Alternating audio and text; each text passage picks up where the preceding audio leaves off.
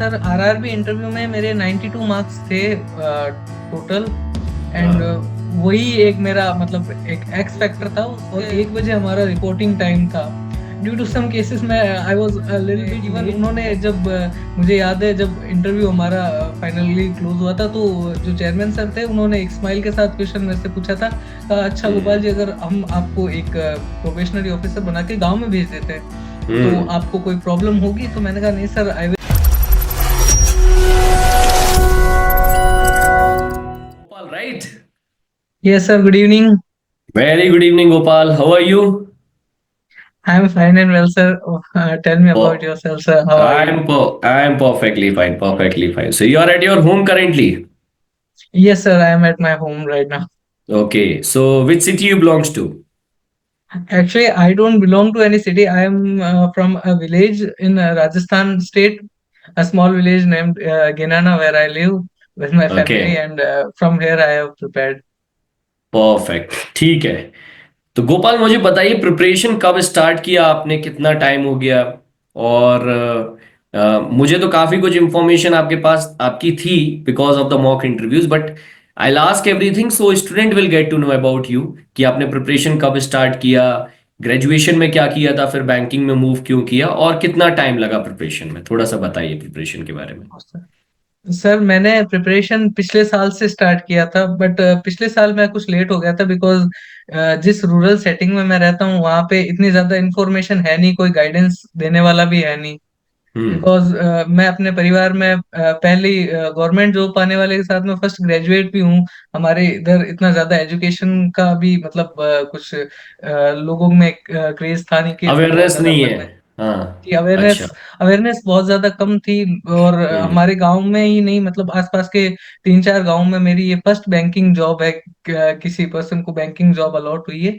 वरना हम्म। ज्यादातर लोग मतलब जो डिफेंस सर्विसेज है या फिर हम्म। पुलिस वगैरह है उनमें ज्यादा प्रेफर करते हैं, टीचिंग जॉब्स उनमें ज्यादा प्रेफर करते हैं। तो पिछले साल हम्म। जब मैंने मिड में स्टार्टिंग की तो मेरे पास बहुत ज्यादा समय बचा नहीं था कि मैं मतलब बहुत ज्यादा प्रिपेयर कर सकूं अपने आप को। बट मैंने अपना पहले सिलेबस कंप्लीट किया।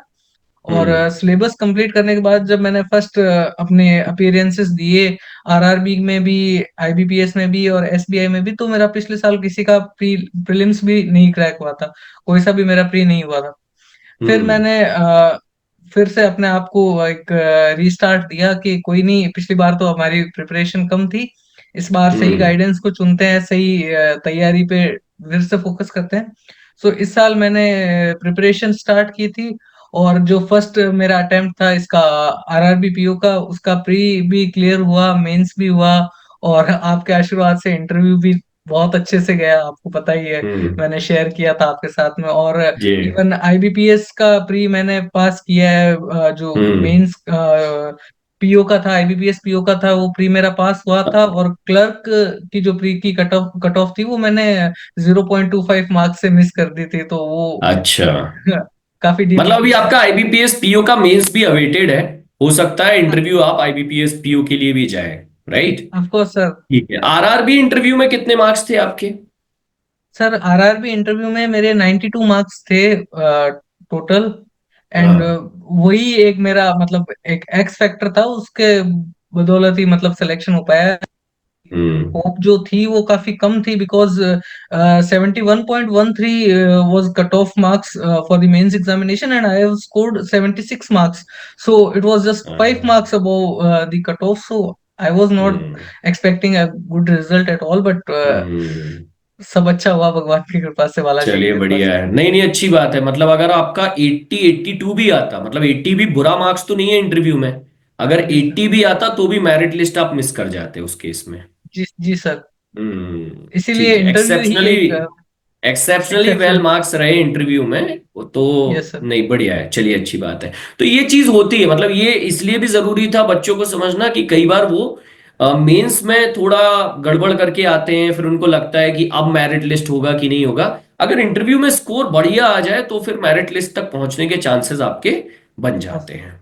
बढ़िया। ठीक है, जी सर, इंटरव्यू मैंने देखा कैसा? भी था कुछ लोगों के जिनके ज्यादा हाँ। मार्क्स थे मेरे से।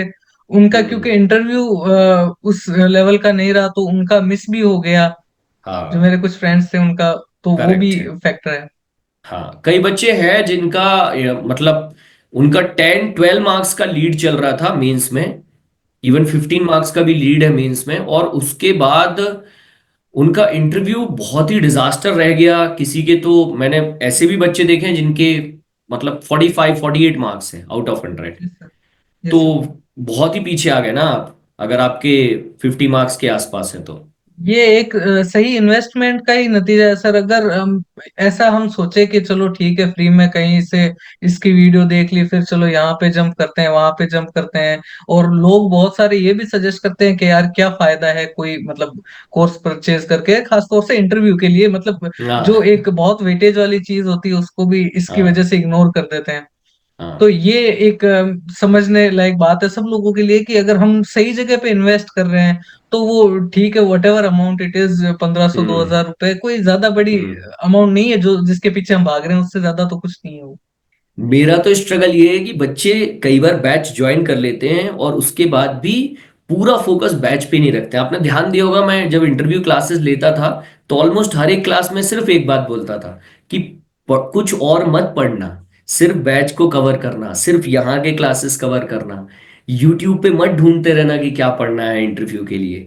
तो सर मैंने तो सिर्फ वो बैच ही कवर किया था, इवन मैंने यूट्यूब पे भी नहीं देखा, क्योंकि आपने जो ग्रुप बनाया था आपने सब कुछ तो बता रखा है उसमें, और आप हमारे छोटे से छोटे डाउट, इवन के शू की लेस कैसी होनी है वो भी डाउट सॉल्व कर रहे हो। सो व्हाट एल्स, इससे ज्यादा चाहिए भी क्या हमको? तो हर चीज कैटर हो रही है, हमारी हर जरूरत कैटर हो रही है उस। चलिए, बहुत बहुत धन्यवाद फीडबैक देने के लिए बैच का। ये बताइए इंटरव्यू कैसा रहा, क्या पूछा था, आपका कैसा वो था उस समय प्रेजेंटेशन ड्यूरिंग द इंटरव्यू, कहाँ पर हुआ था, वेन्यू क्या था, वो थोड़ा सा बताइए। सर मेरा इंटरव्यू 21 नवंबर को था, जोधपुर, और 1 बजे हमारा रिपोर्टिंग टाइम था।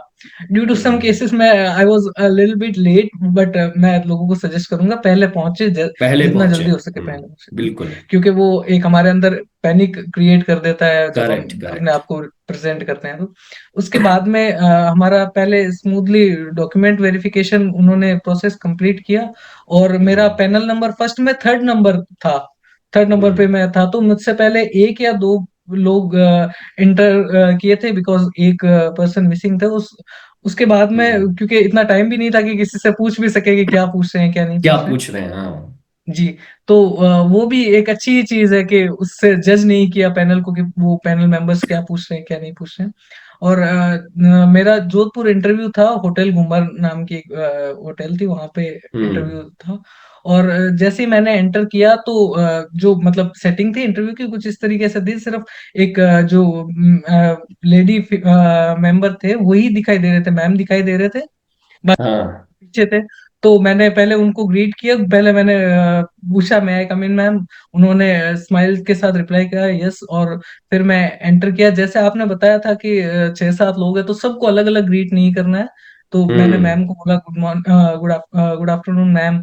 उसके बाद में सर, दो सर को विश किया, और उसके बाद में उन्होंने सीट ऑफर की। तो हम्म सीट ऑफर करने के बाद में मैंने, जैसे आपने बताया था, राइट पोस्चर, राइट हम्म टाइमिंग, जब तक आपको बोला नहीं जाए तो आप सब चीजों का थोड़ा ध्यान हम्म रखा, और बैठा स्माइल के साथ में सबने क्वेश्चंस एक एक बारी पूछने शुरू किए। चेयरमैन सर के साथ स्टार्टिंग हुई थी उसकी, और हम्म अलग अलग फील्ड के भी क्वेश्चन पूछे, जैसे थोड़ा सा पॉलिटिक्स से रिलेटेड पूछ लिया। अच्छा बताइए हम्म आपके अभी करंट सीएम कौन है? तो मैंने हम्म उनको बताया सर अभी श्री भजन लाल जी शर्मा हमारे हम्म 14th सर्विंग चीफ हम्म मिनिस्टर है। तो उन्होंने फिर हम्म आगे पास ऑन किया। फिर बैंकिंग से रिलेटेड सवाल पूछे, एमएसएमई क्या होता है उसको थोड़ा सा एक्सप्लेन कीजिए, क्या उनकी मतलब जो टर्नओवर होता है, क्या उनकी इन्वेस्टमेंट होती है, हम्म उनके बेसिस पे मैंने उनको अच्छे से उसको एक्सप्लेन किया। एक हम्म क्वेश्चन ऐसा भी था जिसका मेरे को आंसर नहीं आ रहा था, तो मैंने सिंपली सॉरी बोल दिया, मैंने कहा सॉरी सर, मुझे ये हम्म अभी ध्यान में नहीं है, मैं फिर हम्म। पढ़ूंगा इसको।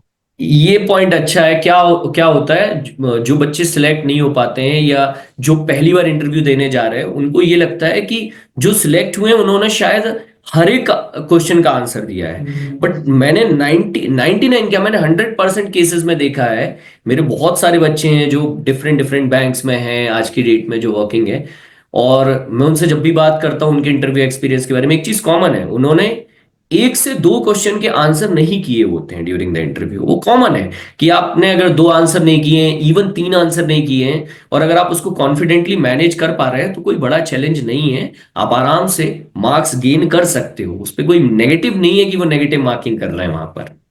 वो सर आपने पहले ही बता दिया था कि जो नॉलेज है वो आपका पेपर में चेक कर चुके हैं।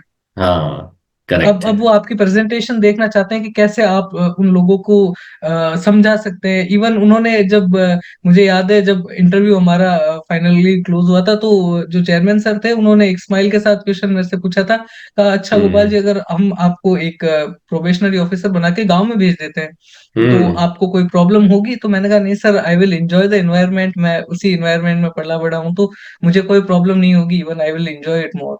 तो हम्म। उन्होंने अच्छा रिमार्क दिया, कहा अच्छा आपका हम्म। इंटरव्यू आप अभी जा सकते हैं। तो वो भी एक अच्छा फैक्टर। चलिए, बढ़िया है।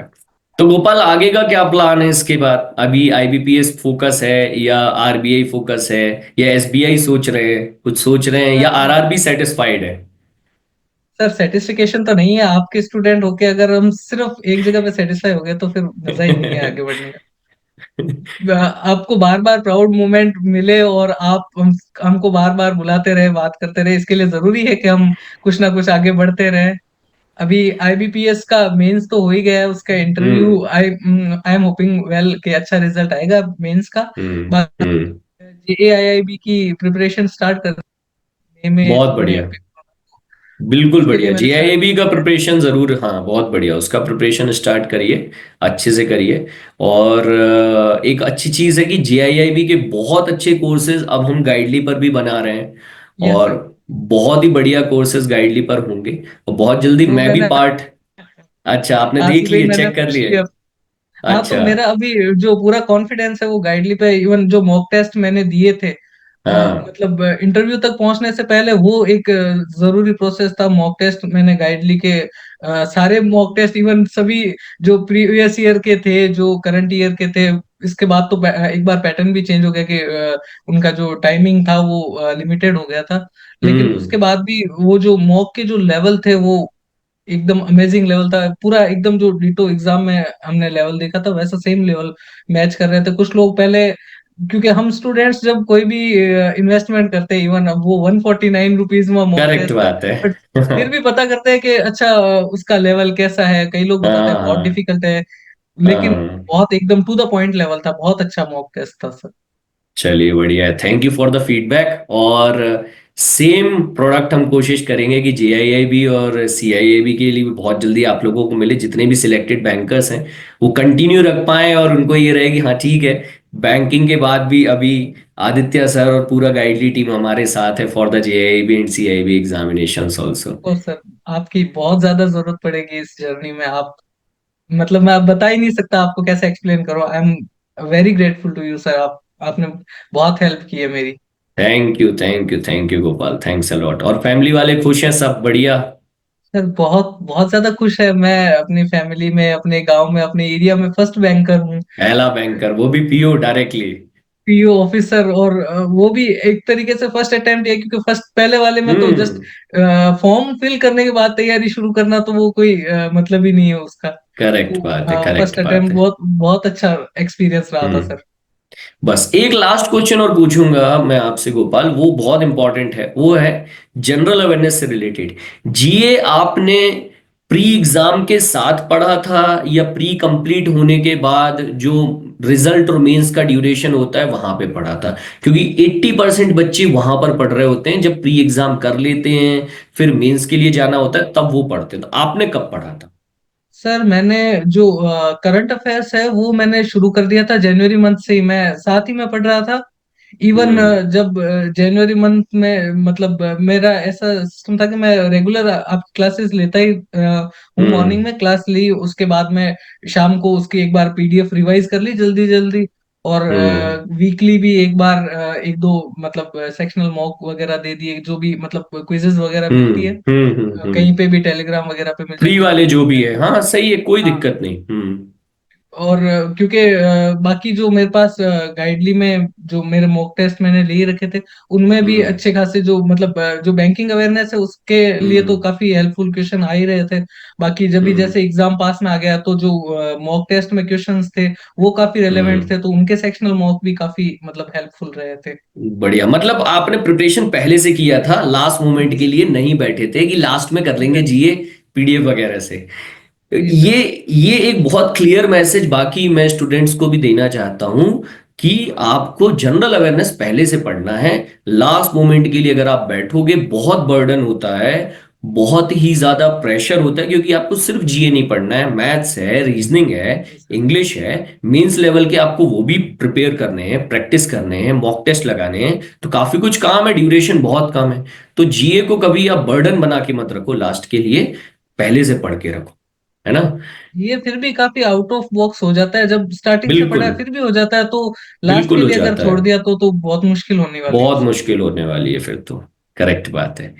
ठीक है Gopal, thank you for joining on गाइडली channel. और मैं आप जैसे और भी यंग बैंकर्स को बुलाऊंगा जल्दी, ऐसे और भी सेशंस करेंगे। आपको भी आगे बुलाऊंगा जब आप जीआईए भी क्लियर कर लोगे, तब कि कैसे क्लियर किया जीआईए भी। तो अभी आप सर। पढ़िए, जब क्लियर हो जाएगा तब फिर मैं आपको एक और बार बुलाऊंगा कि बताइए कैसा रहा आपका एक्सपीरियंस। ठीक है, चलिए। All the best Gopal, take care. Thank you all the very much best. Sir, please take continue care. करना अपना सपोर्ट। बिल्कुल बिल्कुल बिल्कुल।